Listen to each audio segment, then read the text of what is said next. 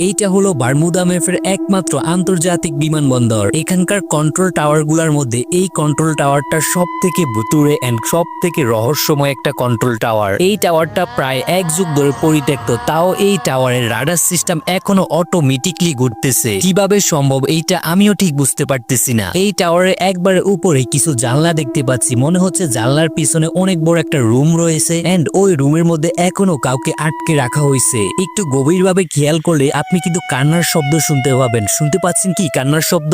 এই টাওয়ারে মাঝ বরাবর ফিলারের মধ্যে লক্ষ্য করে কিছু ব্লাড স্যাম্পল দেখতে পাবেন। মনে হচ্ছে এই ব্লাড গুলো খুবই তাজা। টাওয়ারের দ্বিতীয় তলা একটা রুম দেখতে পাচ্ছি এন্ড রুমের দরজাটা চন্দন কাঠ দিয়ে খুবই সিকিউর ভাবে আটকে রাখা হয়েছে এন্ড দরজার মধ্যে একটা নোটিশ দেখতে পাচ্ছি। নোটিশের মধ্যে তন্ত্রমন্ত্র কিছু লিখে দেওয়া হয়েছে। আসলে এই রুমের মধ্যে কাকে এত ভয়ানক ভাবে আটকে রাখা হয়েছে? যদি বলেও বারমুদা ম্যাপের কোনো ফিলিয়ার এই দরজাটা খুলে দেয় তাহলে কি বারমুদা ম্যাপ পুরোটা ধ্বংস করে ফেলবে? এই রুমের জানলার কাজগুলি মনে হচ্ছে কেউ ইচ্ছে করে এত ভয়ানক ভাবে ভেঙে ফেলছে। এই টাওয়ারের দ্বিতীয় তলার ফ্লোরের মধ্যে একটু গভীর ভাবে লক্ষ্য করলে দেখতে পাবে ফ্লোরের মধ্যে অনেকগুলো ব্লাড স্যাম্পলের দাগ দেখা যাচ্ছে। আসলে কেনই বা এখানে এত রক্তের দাগ দেখা যাচ্ছে আমিও ঠিক বুঝতে পারতেছি না। সেকেন্ড ফ্লোরের দরজাটার মতো ফার্স্ট ফ্লোরেও একটা ভয়ানক আকারের দরজা দেখা যাচ্ছে। মনে হচ্ছে এই টাওয়ারের ফার্স্ট ফ্লোরের রুমটাতেও ভয়ানক কিছু আটকে রাখা হয়েছে, যেটা এই বারমুদা ম্যাপের জন্য খুবই ভয়ানক। ফার্স্ট ফ্লোরের জানলাগুলো কেউ ইচ্ছে করে খুবই ভয়ানক আকারে ভেঙে ফেলছে। সত্যি কথা হলো